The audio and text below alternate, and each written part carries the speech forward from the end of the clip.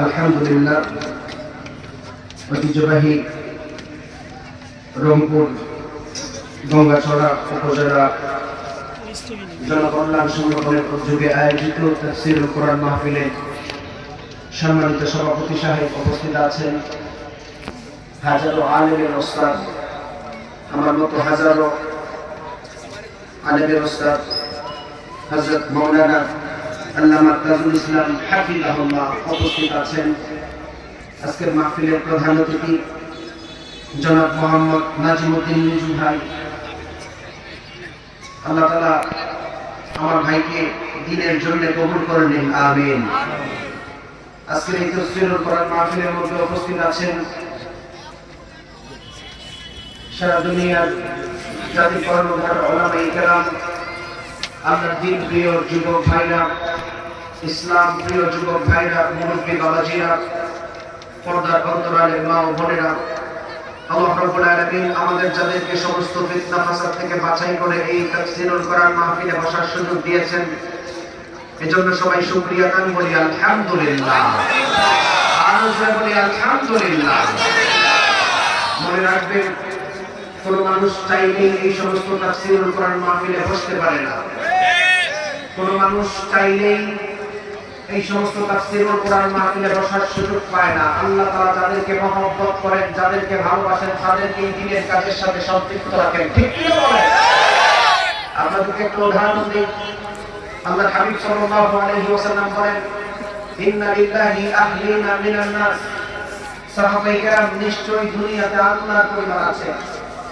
সাহাবায়ে কেরাম প্রশ্ন করলো, মান হুম ইয়া রাসূলুল্লাহ?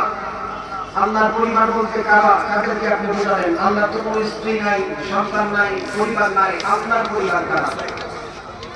সাহাবায়ে কেরামদেরকে আমার নবী বলেছিলেন, হুম আহলুল কুরআনি ওয়া আহলুল্লাহি ওয়া খাসাতুহু।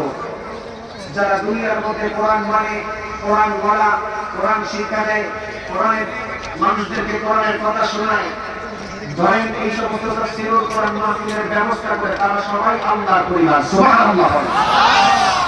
এজন্য সবাই আমরা খুশি না বেজার? আরো জোরে বলেন, আরো জোরে বলেন। আমি অনেক দূর থেকে এসেছি, অনেক রাত।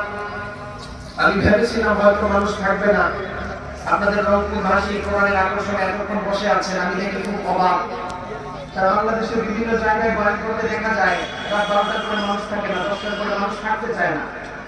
কিন্তু আপনাদের রংপুরবাসী কোরআন প্রেমিক, আপনাদের রংপুরবাসী ইসলাম প্রিয় মানুষ, এই মানুষের উপস্থিতি দেখেই বোঝা যায়। ঠিক কিনা বলেন? আমি শুনেছি আজকে তাফসীরুল কোরআন মাহফিলে আইন শৃঙ্খলা বাহিনী, আমার পুলিশ ভাইরা আছেন।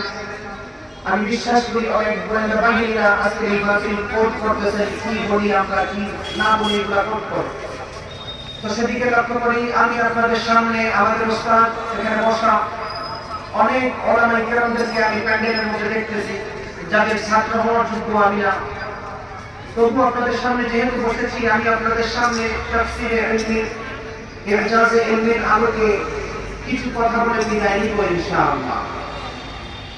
আগে আমার আলোচনা বুঝতে হলে, আমার আলোচনার প্রথম সার কথা বুঝতে হবে। তাফসীরে ইলমির আলোকে আজকে আপনাদের সামনে তাফসীর হবে। উলামায়ে কেরাম আছেন, জিজ্ঞেস করেন স্টেজে উলামায়ে কেরাম আছেন। আপনাদের বাংলাদেশের অন্তর্বর্তীকালীন সরকারের বর্তমান ধর্মীয় উপদেষ্টা ডক্টর আহমদ খালেদ হুসাইন, আমার ওস্তাদ, আমার স্যার। আমি স্যারের কাছে সরাসরি তাফসীর বিভাগ করেছি ইউনিভার্সিটিতে। তাফসীর বিভাগ করতে গিয়ে তাফসীরে ইলমির, ইজাজে ইলমির আলোকে কথা বলার সিস্টেমটা আমরা সেখান থেকে শিখেছি।